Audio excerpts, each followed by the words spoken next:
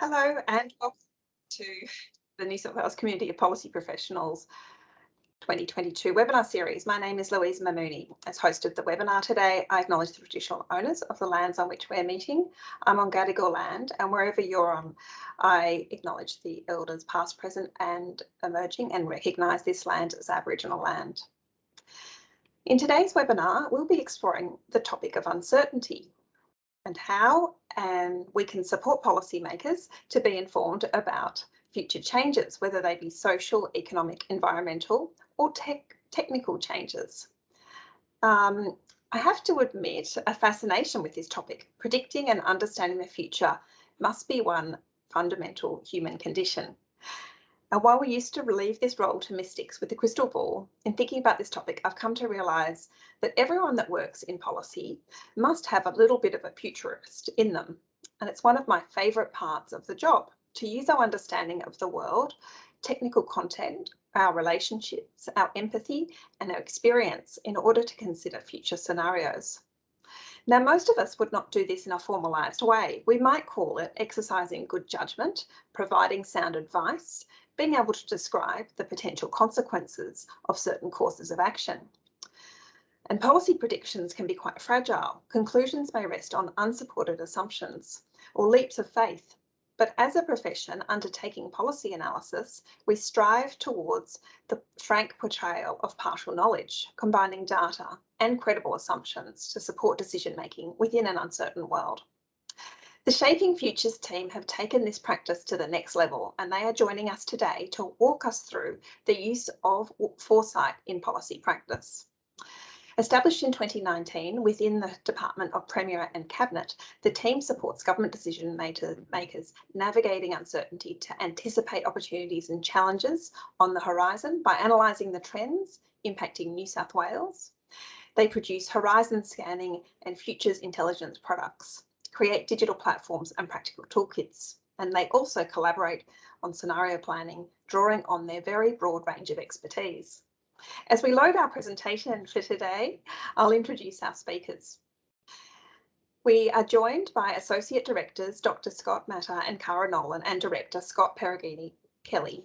Scott Matter's background is as an anthropologist and has research and teaching experience in international and community development, political ecology and land tenure reform, as well as in media leading digital transformation. Cara brings experience in data science, behavioural economics and human-centred design to her work, drawing on an interdisciplinary background ranging from management consulting to global health program design and evaluation and biomedical research.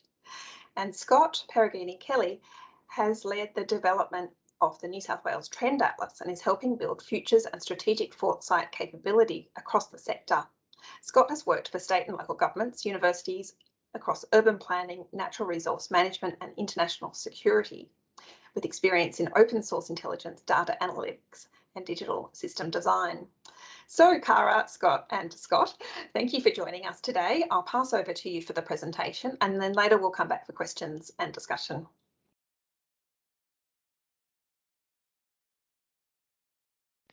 Thanks, Louisa, for that introduction. Really happy to be here today with my colleagues, Cara and Scott. Listen, let's kick straight off. So the structure of today will give you a bit of background on Shaping Futures and what we contribute to the sector.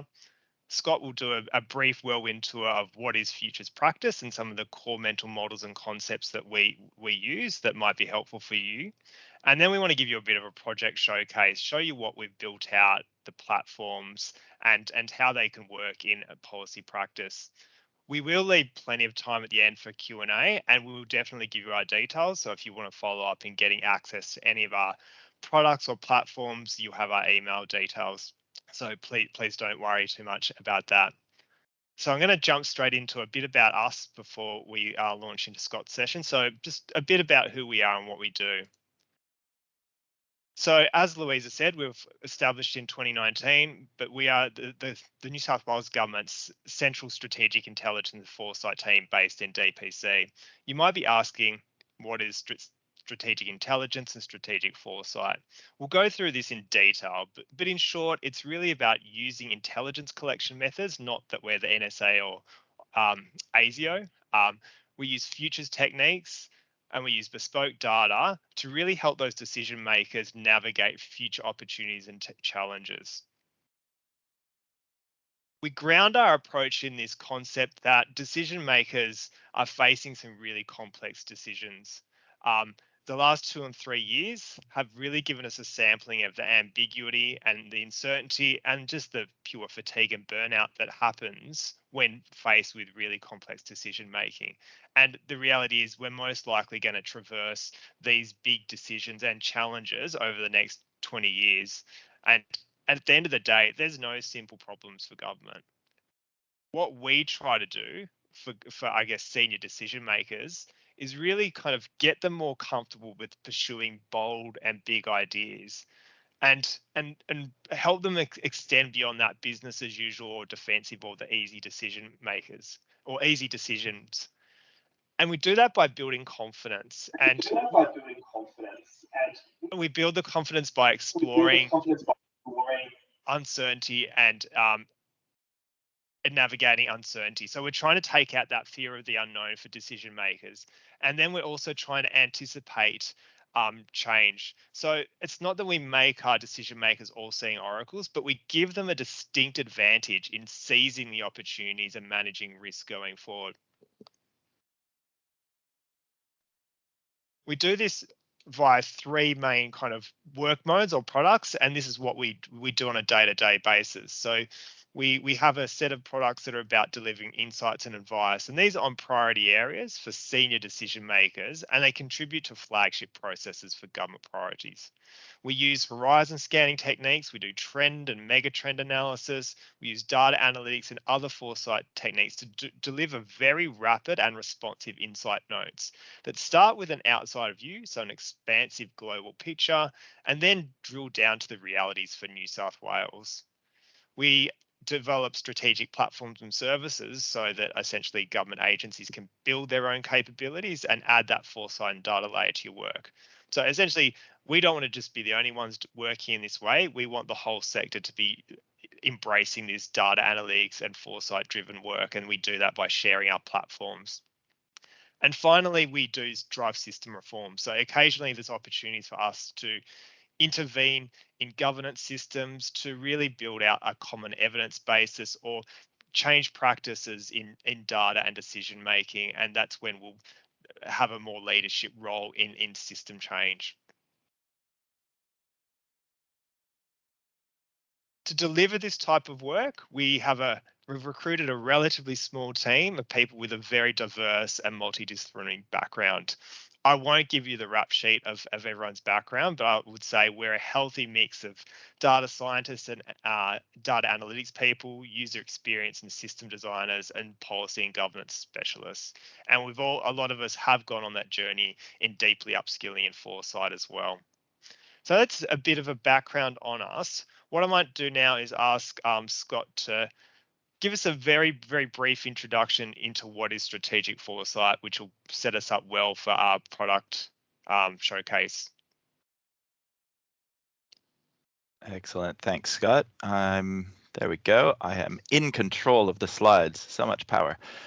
So yes, as Scott mentioned, my job in this section is to give everyone a bit of an overview of what strategic foresight is and talk a little bit about the discipline, some might say emerging profession of strategic foresight. One thing to note is that foresight can be a really inclusive and participatory process. Anybody can get involved in it. Anyone can play a role. But it does require taking on potentially some new mindsets and using some mental models. And that's what we're going to talk about for the next little bit. Before we get into us talking about our mental models, I'm going to ask people to get involved in a very brief, very simple interactive exercise. So this is a game that we play at the start of workshops sometimes, and we'd use this to help people warm up to collaborative work, but also to help make some of our implicit assumptions much more explicit. Because once we make those explicit, we can start to work with them and acknowledge how we're positioning ourselves in relation to a project or a problem, or indeed the future as a whole. So that's what we're going to ask you to reflect on today, is your relationship with the future. And in a moment, I'll ask you to respond to a poll that Oscar's going to put into the chat, but I'll give you the framework first. So on one axis, you might find yourself thinking that the future is really predefined. So what will happen will happen. It's already written. There's maybe we'll be surprised, but nothing's going to change about the future. On the other end of this axis, the future is undefined. Anything could happen. The future is wide open. The second axis is about how we can interact with the future as it emerges. So down at the bottom there, you'll see we can take a reactive mode. We can really only respond to events as they occur. So as the future unfolds, we can perceive that and do something to respond what we're doing. And on the other end of this axis, we can create the future. So we can actually control what will come next or what will happen. Now, in an in-person workshop, we'd ask people to stand up and move around the room and orient themselves on this axis. And then we'd do a fairly in-depth discussion of why people are standing where they are and what we think that means, or what they think that means for the process we're involved in. Today, we're going to do a quick poll. So I'm going to ask you to respond to a poll that Oscar will put in the chat and choose the letter that best reflects where you stand in relation to the future. So again, is the future predefined or undefined? Is the future something that we can react to or something that we can create? And we'll give everyone a moment to respond.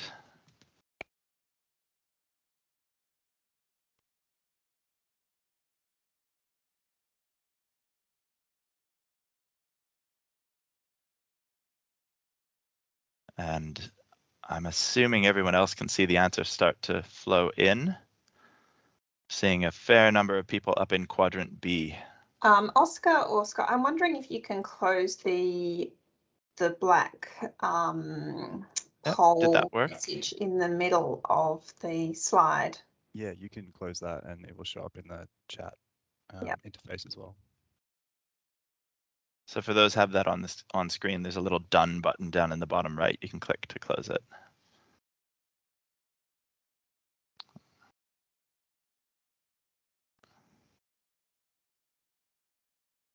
So quadrant A, you'd be in the more create and predefined. Quadrant B, you'd be create and undefined. D would be react and undefined, and C would be react and predefined. See about 150 responses, so we might move along. It's interesting and not, well, maybe not surprising at all, but that where most people have ended up tends to be where most of us in shaping futures, and indeed people who practice strategic foresight and futures work around the world tend to end up. We recognize that we can anticipate and influence change that comes in the future. And that's why strategic foresight is such a useful input to things like strategic planning or transformational policy development. We know that we don't control the future. We can't exert total control, but we can definitely do more than react in a lot of cases. But also because the futures are more undefined than predetermined, in strategic foresight, we tend to do a lot more exploring of plausible futures rather than trying to predict what will happen. So less crystal ball and more thinking about what could emerge and variations that could emerge. So we'll move on to a couple of definitions. This one is from the School of International Foresight, and they're telling us that strategic foresight is an organized, systematic way of looking beyond the expected to engage with uncertainty and complexity. Really important here is this idea that it's organized and systematic. So there are a lot of structured processes and techniques that we use in strategic foresight to help bring some rigor to that good judgment that Louisa was mentioning at the beginning of the session. And that idea that we're looking beyond the expected is really important, because in strategic foresight, we're often trying to identify alternative future pathways and conditions that maybe upend some of our assumptions or that help us to anticipate possibly significant opportunities and significant changes. As these folks note, it's just one of a number of approaches to embrace complexity and simplify uncertainty. One of the differences between strategic foresight and other approaches to thinking about future change is that in foresight, we tend to start with a wide range of plausible futures to explore and then look back at what the implications might be for the present to help inform decision making today. Whereas some other approaches will start from the present and extrapolate out into the future and think about how should we respond to future change, thinking about today as the baseline starting point. with all that, one of the important things to note about strategic foresight is it's not about predicting, it's not about getting the future right or identifying the right future, but the goal is to really expand and reframe the range of plausible developments that are taken into consideration. And so the idea here is that we can, if we expand that range, we can avoid surprises by anticipating them. If we stick to a narrow expected future, when big change happens, we can often be surprised and caught off guard.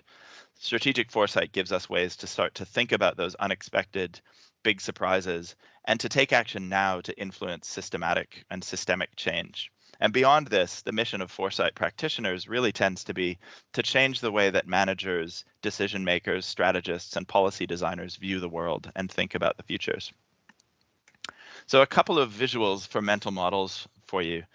When we think about change over time, often our default way of thinking about it as humans is just like today, but a little bit more. So a baseline future that really replicates what we've got today.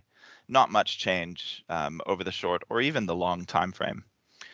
But we know that the longer time frame we're looking at, the greater the uncertainty about how change can happen and what conditions will actually be like. So what conditions we might actually encounter 2 years, 5 years, 20 years, or 40 years down the track.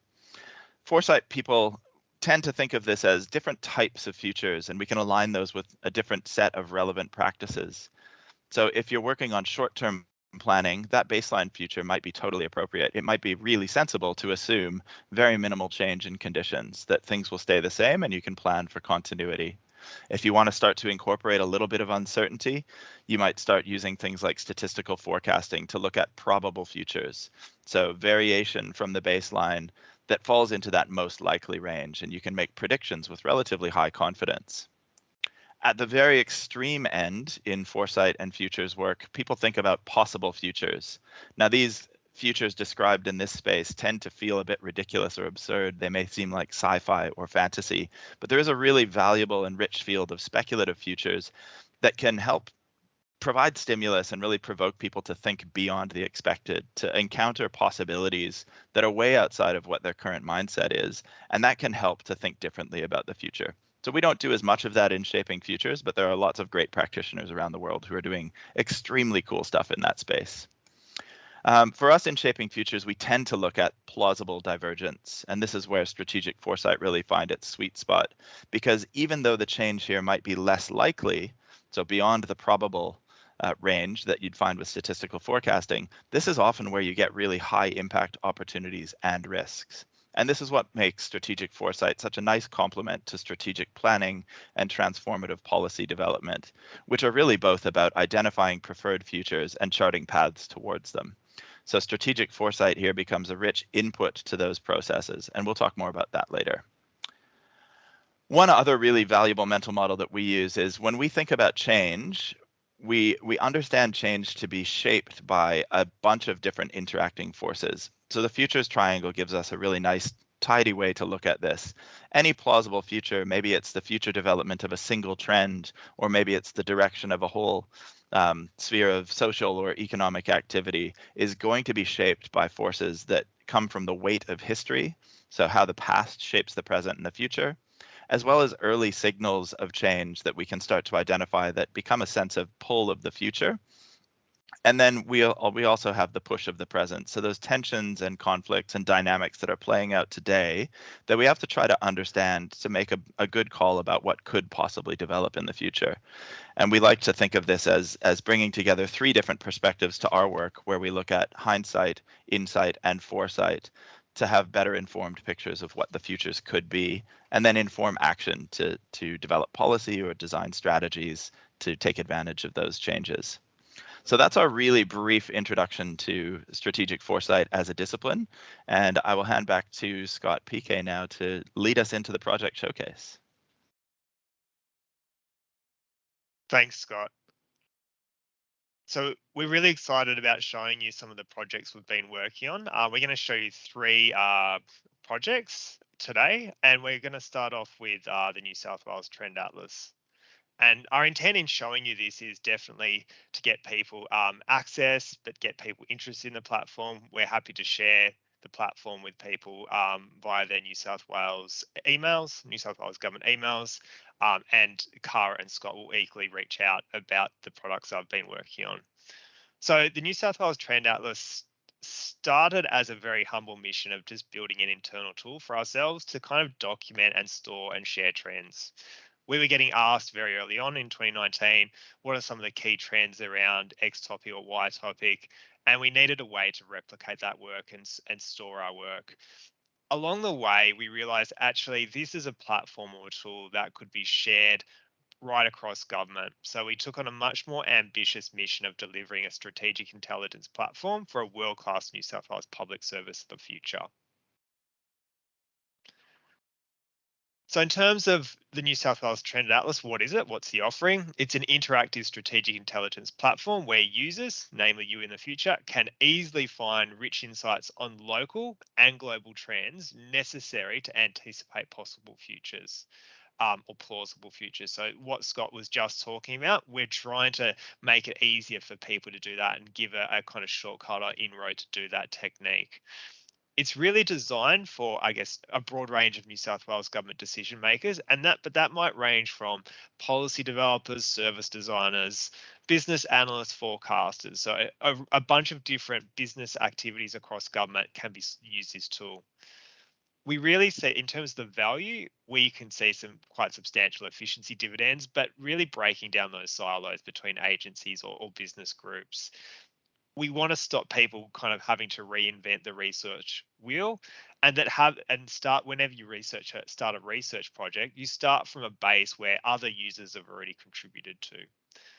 And essentially, this tool is different because we've talked to a lot of futures teams around the world and we understand what's out in consultancy world, and no one quite has a tool like Trend Atlas, and we're finding a lot of our federal colleagues are very keen to get access. And so what is particularly unique about this is the collaborative intelligence aspect, whereby this is like a Wikipedia type platform. People can essentially share ideas and comment on each other's ideas. Part of the kind of rationale in terms of the problems we're trying to solve with this platform and opportunities we're trying to seize, we all know that we have too much kind of data storage and not enough reuse. We lock it up in our kind of record management systems, whether it's Objective, CM9, Trim, whatever it is, and we don't maximize that reuse. And that again means that we often reinvent the wheel because we don't have that corporate knowledge that's readily accessible. The other challenge is where we are bombarded with information. As public servants, there's not a day that there's like at least a dozen new reports relevant to your area. And so that means that there's a real struggle to find that signal through the noise and really understand what are citizens' expectations and how to read that external operating environment. On the flip side, there's some really big opportunities, and I've already flagged or hinted at collaborative intelligence. So in the same way, we kind of go on TripAdvisor and look at the wisdom of the crowd in other kind of private services. We're thinking that there can be massive application of streamlining solutions brokerage or breaking down portfolio silos, but by creating a platform where insights can be shared. And we just think embedding this in people's workflows can just really bolster that evidence-based policy and service design activity. It is definitely an evolving tool, and so we started testing this with users back in November. We started with about 50 early users. We've done about 6 sessions, pushed through about 150 people that have done training sessions with us. But it is an evolving tool, and I think the thing to realize is that this is a snapshot of where we're at now. So we've got 320 users, there's 260 unique trends in there with over 1,000 data points and reports attached from over 500 unique publishers across government, business, universities, civil society, think tanks. And we have a horizon scanning tool embedded in the platform, which gives you access to timely and curated articles from international sources to help you really do that horizon scanning quickly. So what I might do now is play you a demo of the platform so you can get a sense of what it looks like. It's only a 2-minute video. Trend Atlas is a data and insights platform designed to help government agencies better understand and utilise local and global trends. Developed by the Department of Premier and Cabinet's Foresight team, Shaping Futures, the Trend Atlas assists government agencies to navigate future operating environments and become adaptable and resilient to change. It does this by supporting strategic planning practice, driving innovation, helping teams stay on top of cutting-edge global developments, and fostering collaboration and insight sharing. The platform gives users access to a growing library of trends that have been developed by the Shaping Futures team. Trends are supported by qualitative and quantitative data points from New South Wales, Australian and international sources. Trends can be explored and searched with a series of analysis tools for beginners, intermediate and advanced users. The beginner tools support broad exploration of Trend Atlas content. Users will be introduced to trend classifications and early signals of change to help users quickly complete environmental or horizon scanning tasks. The intermediate set include prioritization, SWOT analysis, and COVID impact tools. These are designed to support risk management, business or organization planning, and service redesign tasks. Users can flexibly navigate, analyze, and curate the trend library to source any scale of insights from macro to operational. The advanced tools help users conduct basic scenario planning exercises and explore relationships between different trends. These tools are designed to facilitate strategic planning and policy development tasks. Users are supported with documentation and a user guide to help them navigate the platform and get the most out of the Trend library. A user feedback system also enables Trend Atlas users to recommend new trends for inclusion and suggest edits or updates to existing trends.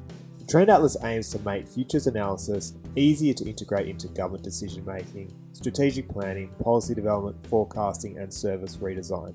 For more information, contact the Shaping Futures team. So that's the Trend Atlas. We'll show you at the end how you can get in contact and register for access, so you can jump straight in. But I might hand it over to Cara now to show our COVID Futures work. Have I got that order right? Yeah, thanks, Scott. And let me just take control of the slides. All right.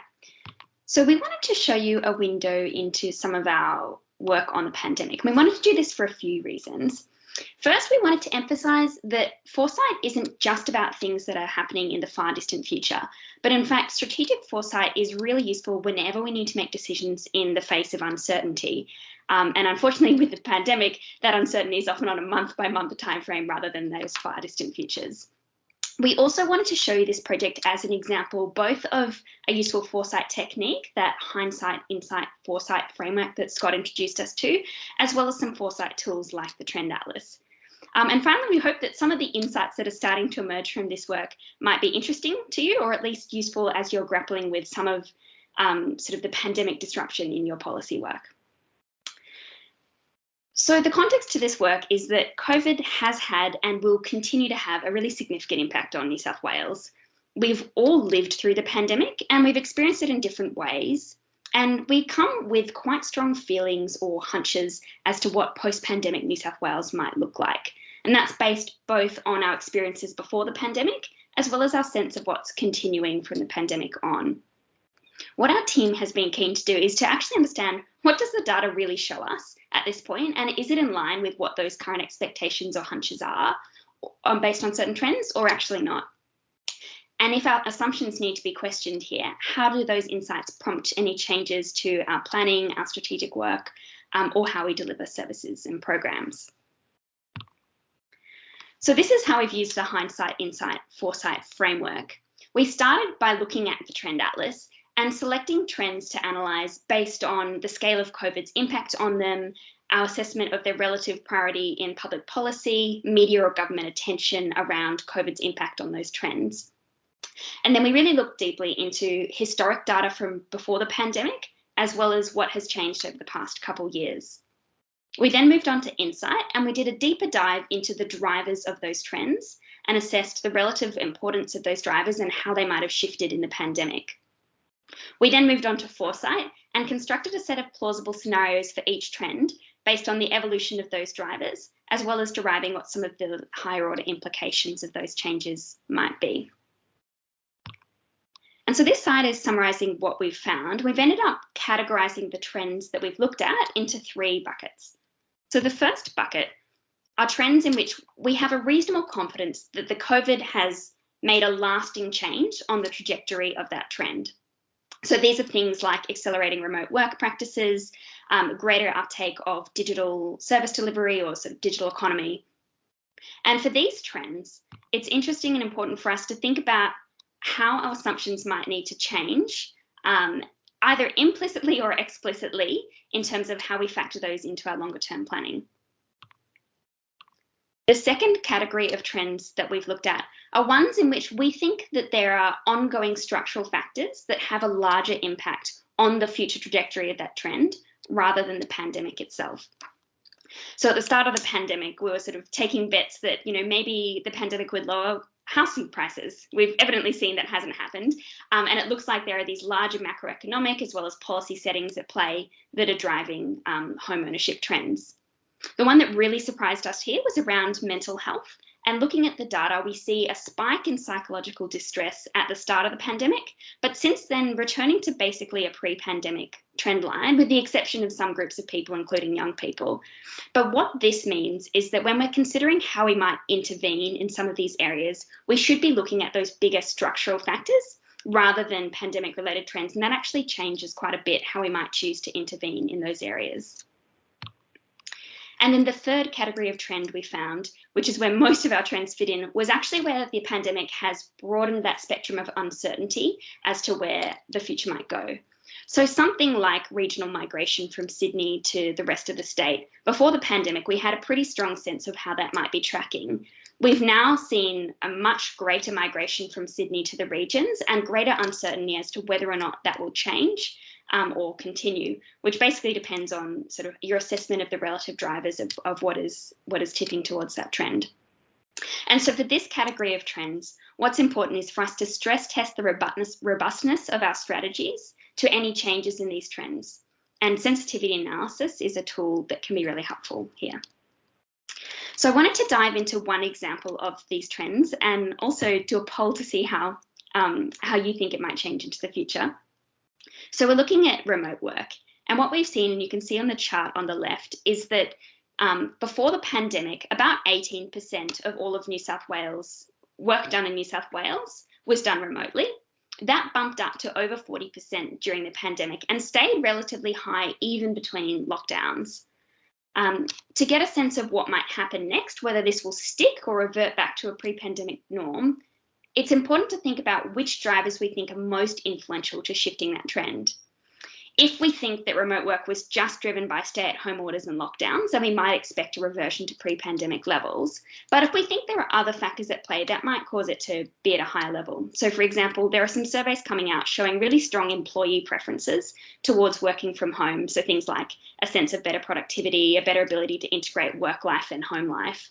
And we're also seeing economic conditions that are shifting bargaining power towards employees. So if we put a lot of weight on these drivers, we might expect that trajectory to remain at an elevated level or potentially even increase. So what I'm interested in is your sense of which of these three scenarios you think is most likely or somewhere in between.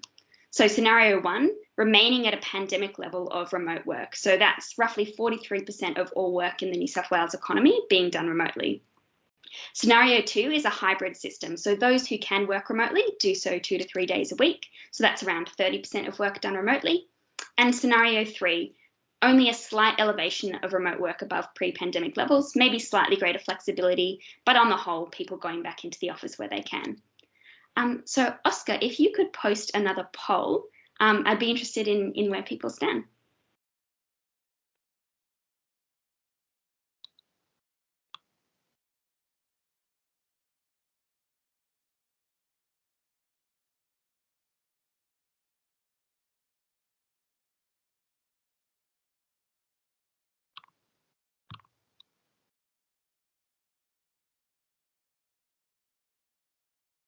We're seeing some results start to trickle in here.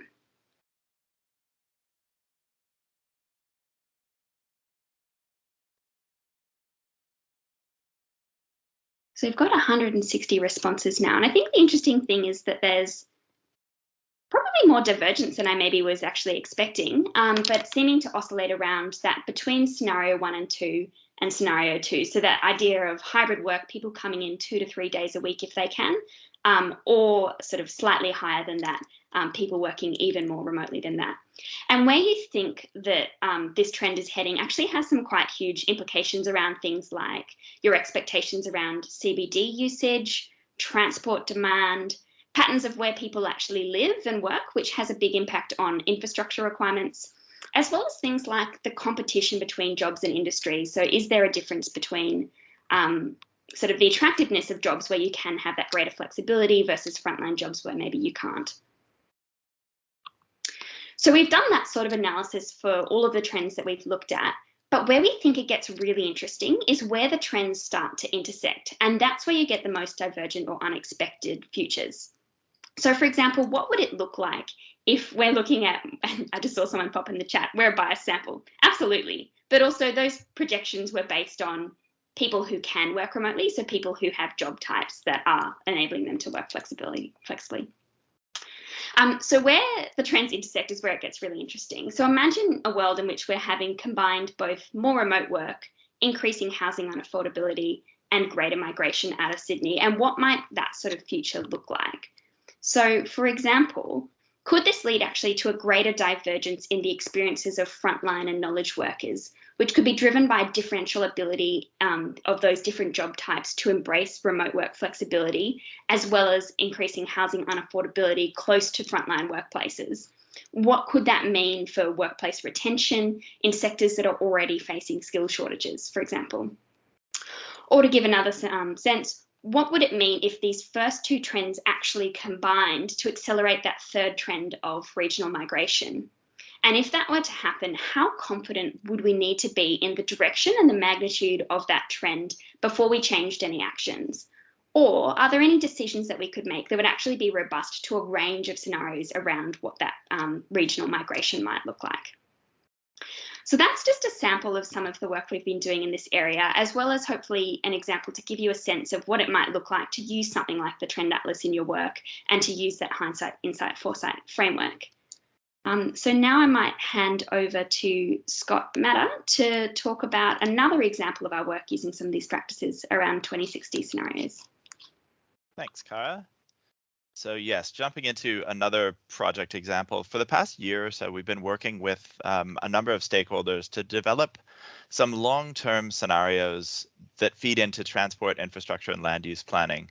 So what we did was to collaborate with some teams in different agencies to develop a set of divergent plausible futures that then support the strategic thinking by those teams. The big idea here is not just to develop some plausible futures, but to help encourage agencies to start applying adaptive strategic management approaches to better navigate future uncertainty and influence change, and to be prepared to potentially change decisions as conditions change over the long term. So I'm going to put a bit of a provocative quote up here on screen and tell you a little story about the origins of scenario planning. So scenario planning as a technique has its roots in military strategy and corporate strategic planning. And one of the early, most prominent developers of this approach is Pierre Wack and his team at Royal Dutch Shell back in the 1960s and 70s.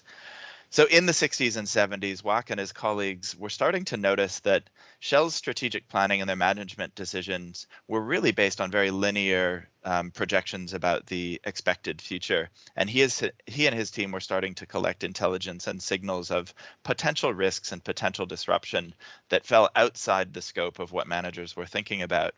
So they decided to come up with or iterate on and develop further an approach to scenario planning that gave people a way to grapple with discontinuity. And they recognized that most of the time, forecasting will be totally reasonable because most of the time the world doesn't change significantly. But forecasting fails when it's needed most, and that's in anticipating major shifts in the business environment that can upend whole businesses and render whole strategies obsolete. So scenario planning isn't meant to replace forecasting, it's meant to supplement it. And it provides two important purposes. One is protective, so helping to understand and anticipate risk so that you can make adaptive responses in your business strategy. And the other is a bit more entrepreneurial. It's thinking about how can we discover strategic options that we previously didn't see and change direction faster than maybe our competitors or faster than events might overtake us. Now, Wack, in some of his articles, mentions that the senior managers at Shell really started to take scenario planning seriously during the 1973 oil crisis, when the forecasting and the assumptions of continuity they had relied on turned out to be completely out of step with the reality that emerged. Now, this isn't crystal ball forecasting, because you can't really predict when a crisis is going to happen, but you can start to prepare for crises that will happen and be ready in advance.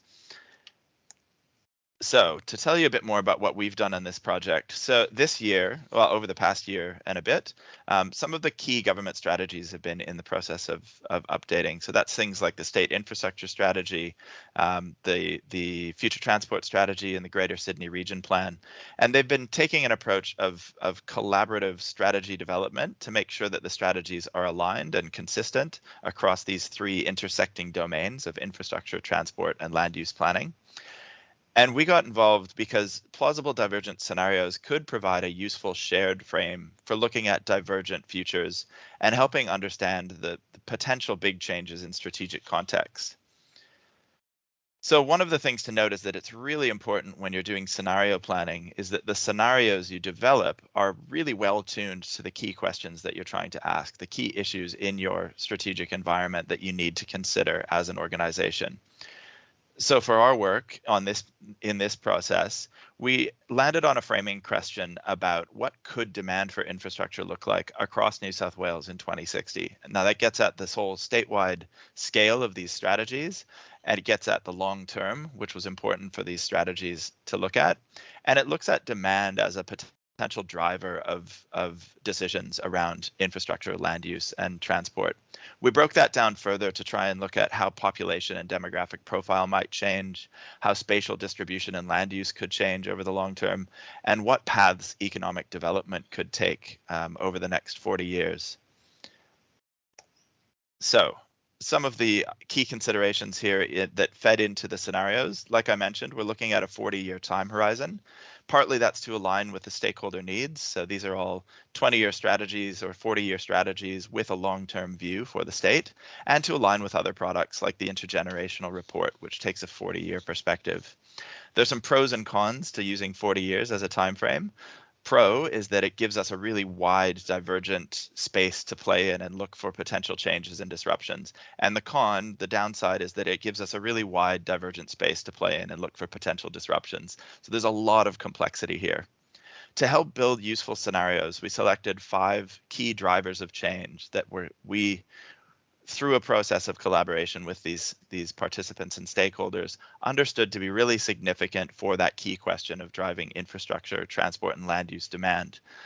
3 of them are critical uncertainties. So potential big changes, we don't know what direction it's going to take. And those are geopolitical dynamics, the pace and scale of energy transition, and then spatial reorganization. So tying back to the trend that Cara was talking about with migration into or out of cities like Sydney, there is still a lot of uncertainty around that. And it's very early days to be relying on data in the context of a turbulent time like a pandemic.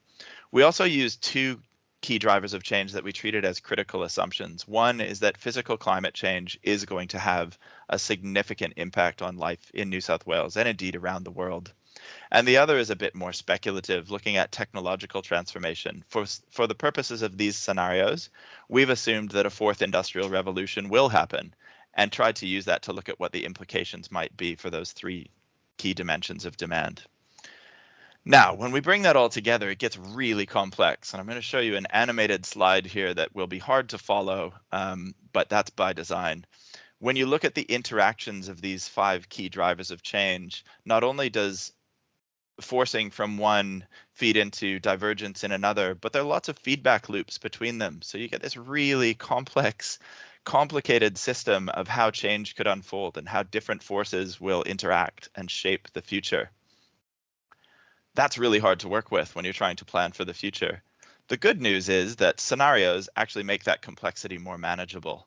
So they make it more manageable by focusing on a small number of widely divergent futures, and that helps strategic planners to engage with a really broad spectrum of plausible change without trying to deal with every tiny detail and variation.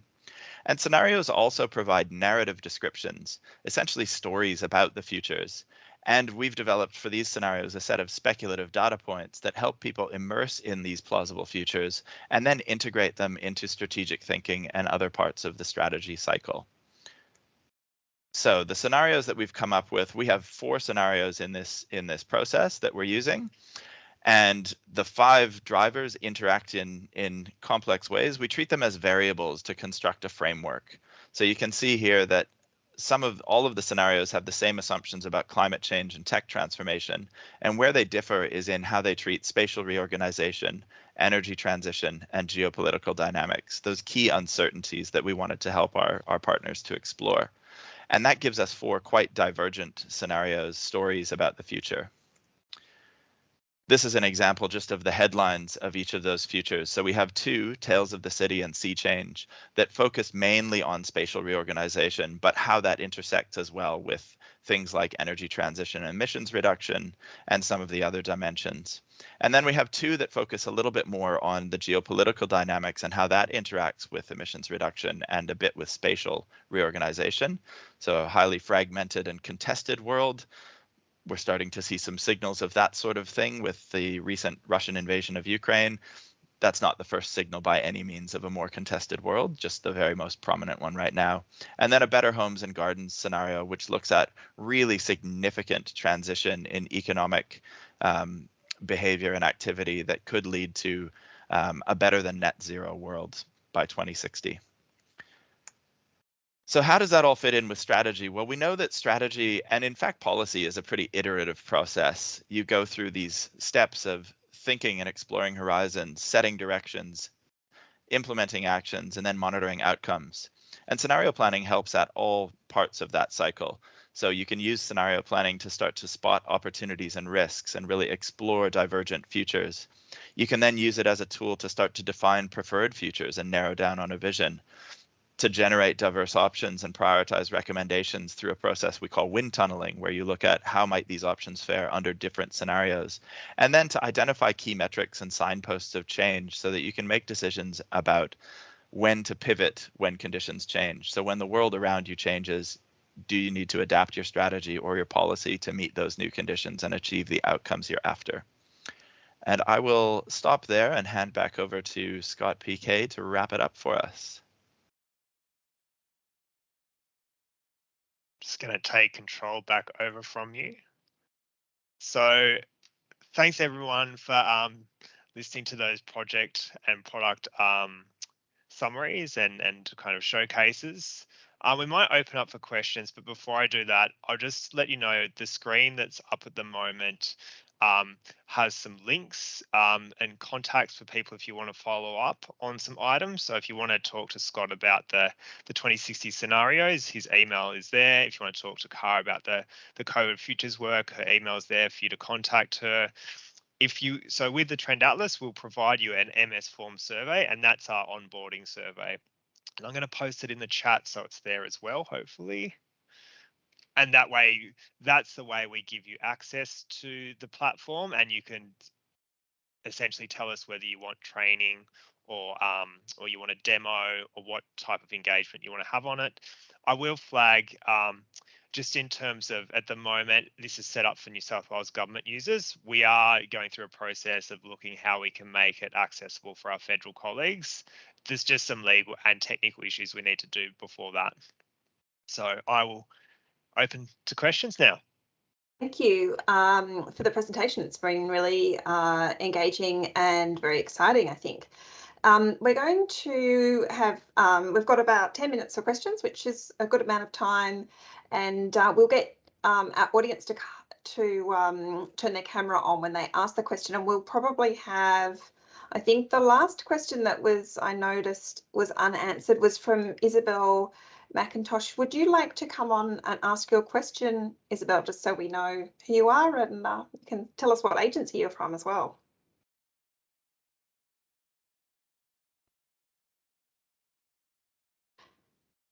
Maybe a bit much. He might not have been expecting to make a cameo.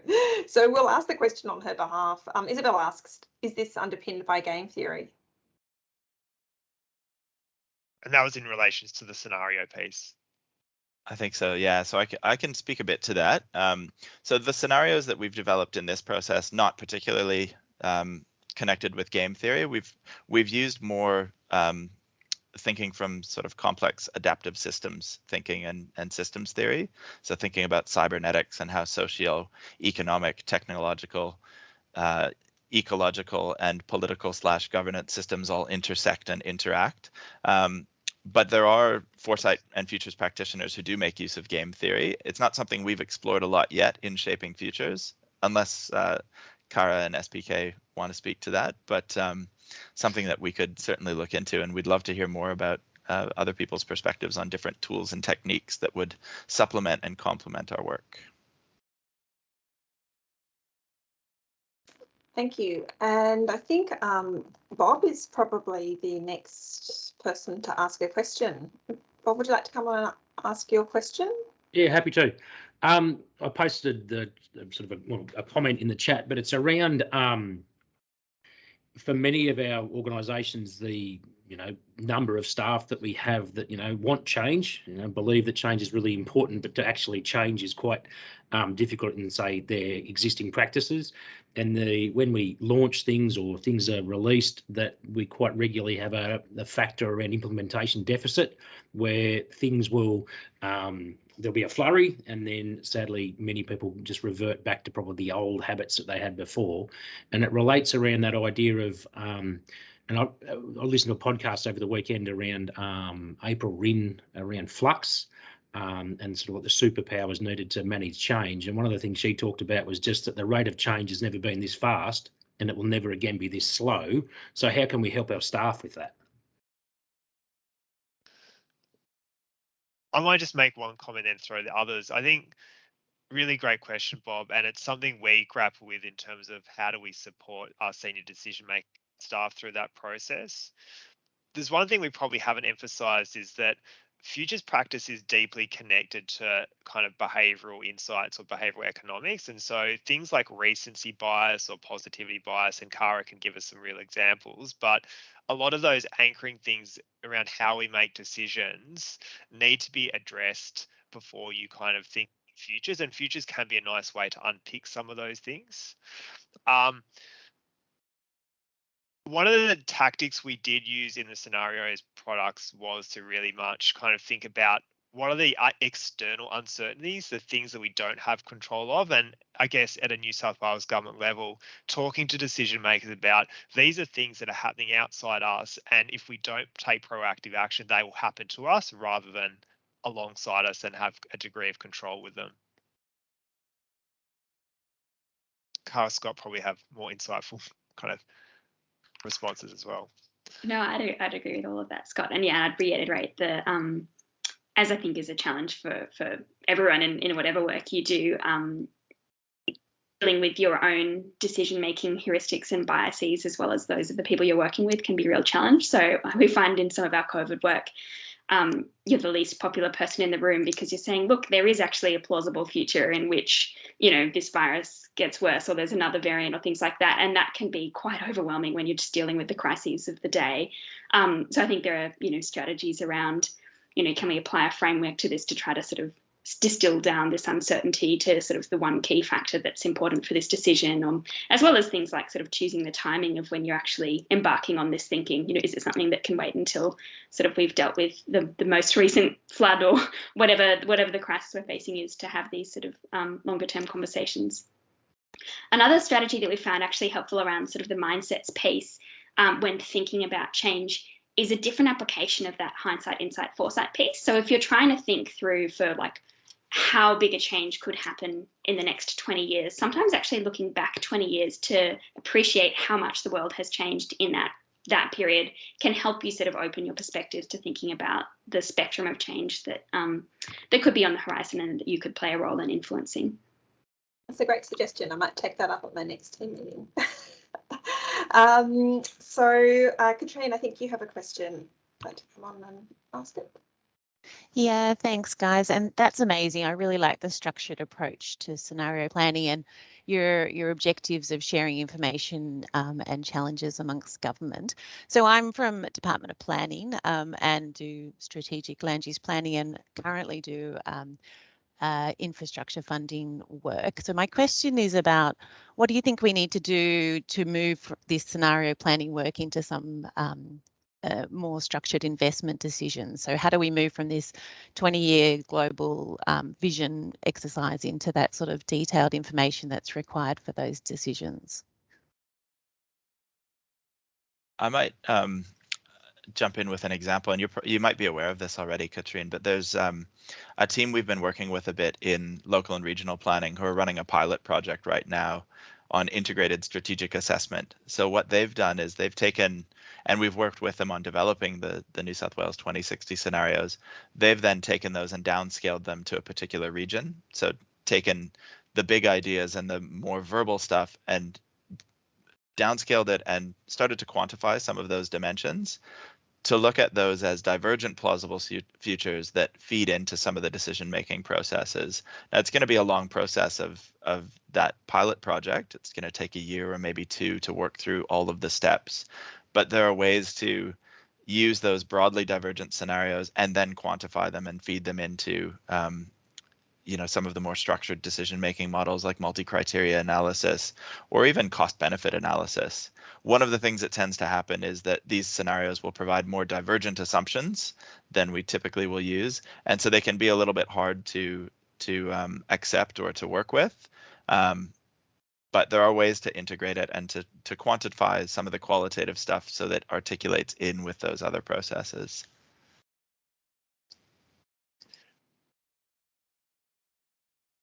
And Great.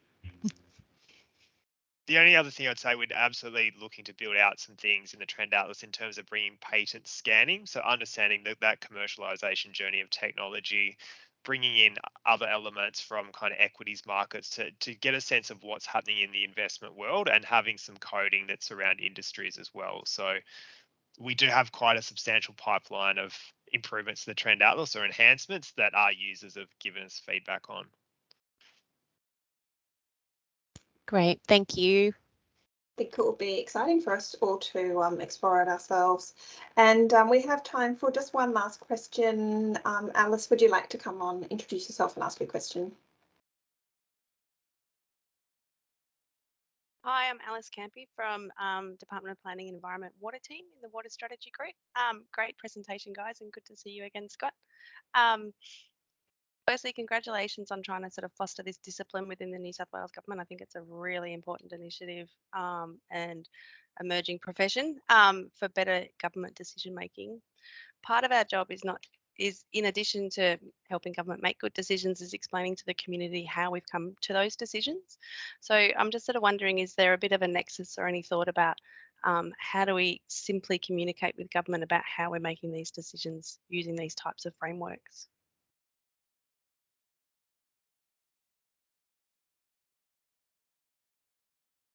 I mean, simply is always the tricky bit, but very important. Totally agree. One of the things that we're exploring this year a little bit further is picking up on some trends in participatory futures and thinking how we can use participatory processes to get communities and other stakeholders involved in the process of exploring futures, analyzing trends. Maybe not in the deliberative processes of making decisions at this point, but over the long term, that might be a direction that New South Wales and other governments could go. So that's one aspect of it, one potential answer. I wonder, SPK or Cara, if you have others.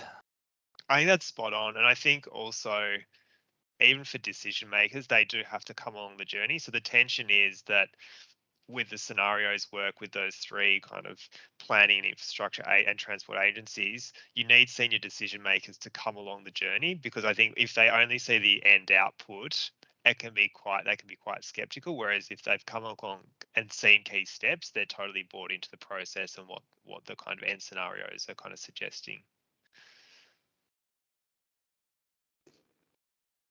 So thank you. And just to wrap up, on behalf of the community of policy professionals, I wanted to thank Cara, Scott M and Scott PK, for taking the time to speak with us today, and Oscar for supporting the webinar, and our audience for your interest and enthusiasm in policy.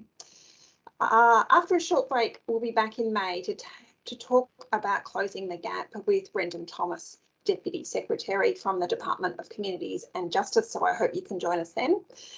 Until that time, take care. Thanks, Louisa. Thanks, Oscar.